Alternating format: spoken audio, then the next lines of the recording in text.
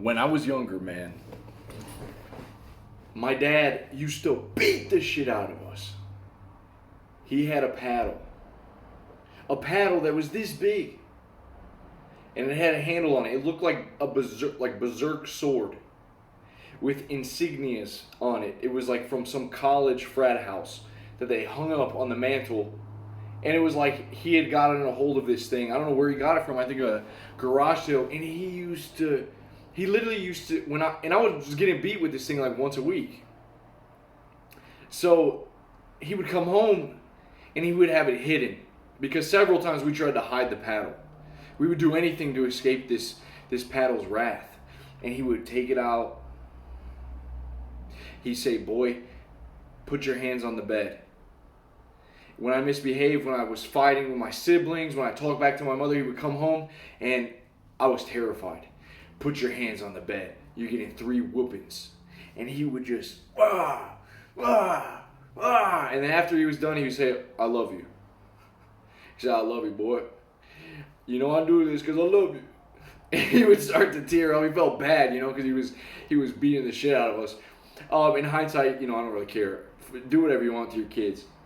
We're not here to discuss if punishing your children with the paddle, with the rod, is good, is going to help them grow up and be respectful, disciplined. But anyway, me and my siblings we're getting older. I'm getting beat when I'm 10 years old. So I'm starting to get savvy to my dad. I'm like, okay, something's got to change. I'm watching my brothers and sisters. I'm in the corner. I'm watching them get the shit beat out of them. Right, we got bruises and stuff. Not that bad. But so me and my brother Timothy and my sister Hannah, we started to figure my dad out. We realized that his anger couldn't last that long, and he would get more angry when we were like, no, please. He would get more angry when we were like, okay, we can't give into it. We can't fear him. And so, I was up to bat, got my hands on the bed. I'm like, he's like, look forward. Every time you look back, he's like, look forward. So we look forward, and he goes, wham! And I would squinch my buttocks, and then I would go like this. I would stand up and I would go, ah! And I would show him, I would look at him, and I was like, ah! And then I would just start laughing like crazy, like I'm going insane. And he would look at me, he's like, you could see his anger would start to go away. I played into him. I took my weakness as the helpless, disrespectful child that my dad, and I turned it on him, dude. I became powerful. And my siblings started, we would start laughing. Every time he would hit us, we would start laughing. And that's around the same time we would go away with 1 lashing. We would escape the 5 whippings we were supposed to get because we would start laughing. And now his whole demeanor would just collapse. He would start laughing too. He's like, what the fuck, man? What do I do with these kids?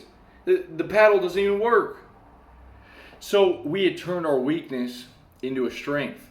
That was the first time I discovered, that you can flip the switch, man. You can change the game.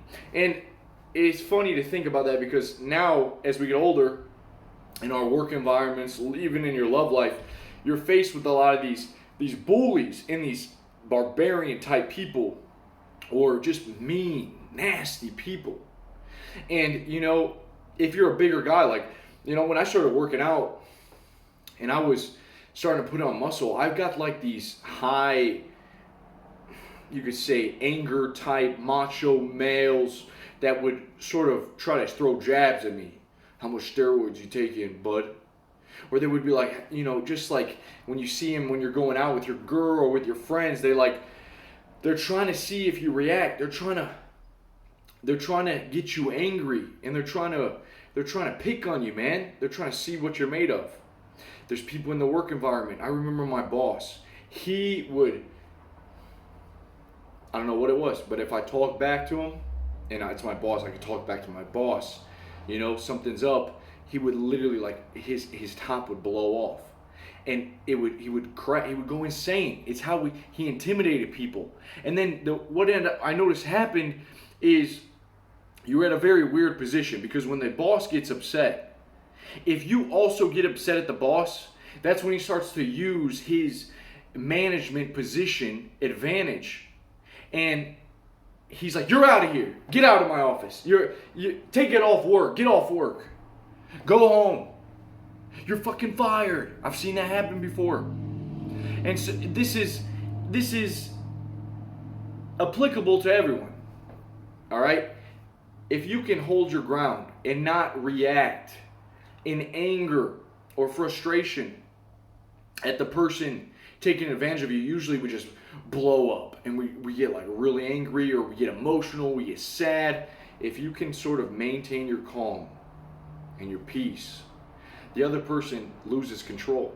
Okay? If you can almost look at it as like they are childish in their anger, or them trying to bully you, they'll oftentimes break down. And they usually are acting like that in the first place because they're trying to be controlling. These high A-type macho males and bullies and boss types, managers, are usually acting like that because they're trying to control you. Okay? And you're giving them control every time that you play into it and you get angry yourself.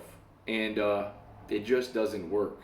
If you ever watch The Dark Knight, what does the Joker do? Batman's beating the shit out of him. And what does the Joker do? He starts laughing hysterically, like a madman. And Batman's just like, what the hell? He starts beating the shit out of him. He's just laughing. You can't hurt me. You can't hurt me. The Joker doesn't get angry. He just laughs. You can't hurt me. All right? And, man, there's like so many examples of this. It's crazy. But when we decide to sort of, if we can keep our calm, be passive, then what I noticed is that my manager would actually come back to me. I wasn't reacting. I'm like, hey, man, sometimes you got to take an L. You got to hold the L, man. I'm sorry. Okay? That was wrong of me. Sometimes we got to stop trying to be macho ourselves. Stop trying to be all manly and serious. My manager would come up to me and he was like, that was wrong of me. I shouldn't have blown up with you. At first, we had a lot of beef. At the end of the day, a couple months down the road, we became tight, man. We became tight. He became a mentor to me. He started helping me. And it was an amazing thing. And there was other guys that just always had a grudge. But I knew it. I was like, I knew this guy.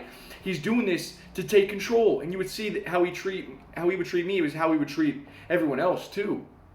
He was just trying to take control. He was trying to uphold his status in the hierarchy of the boss.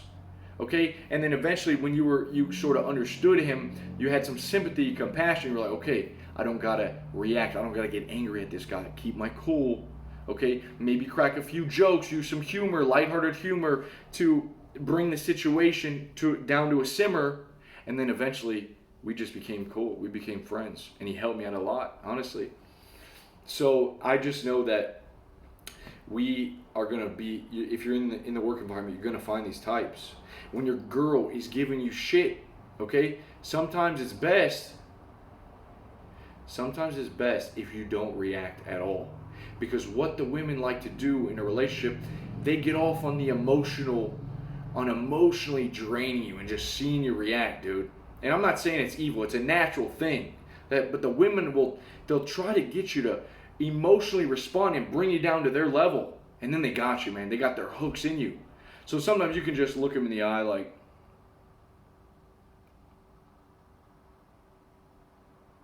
you're crazy. And you don't react. You don't get upset. You just tell her to get out. You want the upper hand, man. Don't be afraid to kick her out or get out of my house. You're going to act like that. But I see too many guys. They don't even mean it. When they get angry, they're cussing, yelling. They start fighting. Fuck you. That's weak, man. You're being weak. Either you encourage the bad behavior because now they're playing into you. They're doing what you're telling you. Yeah, you keep acting like a little girl. Keep acting like a little child. Act like you have some sort of mastery. You've been it. Dude, I've handled this before. I've handled a woman throwing a tantrum and a fit. I've handled a crazy freaking boss in management. I've handled friends going nuts. You're like a little child to me. Encourage it, but be passive. Okay, let them fool around, but just like a bull, Get the bull coming to you, wave the thing. There's nothing here, bull. and then you fucking punch the bull in its head.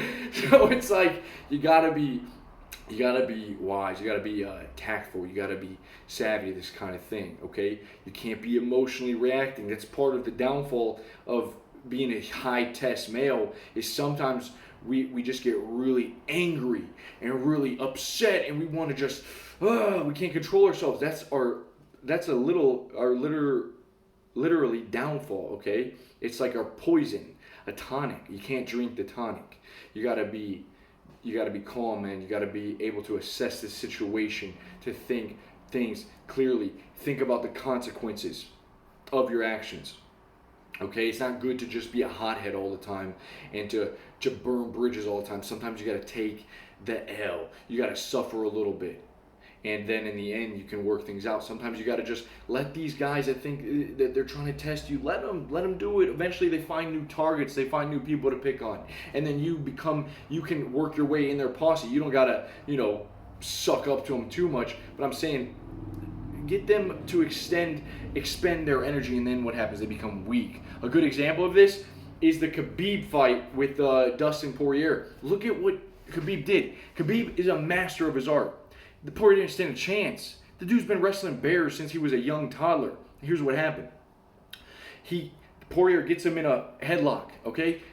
Yeah, everyone's like, oh shit, Khabib, he's about to lose his belt. He's got him. No, he's not in there, dude. This is part of the plan, okay? If you listen to interviews of Khabib after the fact, he says, I let him do that. The reason is, what did he do? He let him get in. He let him think he's going to win, exert all his energy, and then what happened? He broke it, and he knew that he was completely drained after he tried to hold that headlock, because that takes a lot of energy. I think it was a guillotine. That takes a lot of energy to, you're trying to hold a guy's head in there, not let him break free. It's like trying to be a python and hold this guy in place. He breaks out of it. He knew he didn't have him down. What does he do? He ends up spinning around, gets on his back, and fucking chokes him out. He's done. He's drained. His energy bar is destroyed.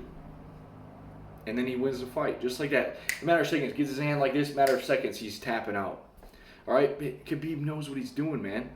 So he let him broke his guard. He let him come in. He let him be the alpha type for a little bit. But little did he know that he's draining his energy. Okay? And he's going to win the fight. So it's very wise to sometimes be able to sit back, have a counterattack, be disciplined enough not to react right away. It's very, very important. All right, guys.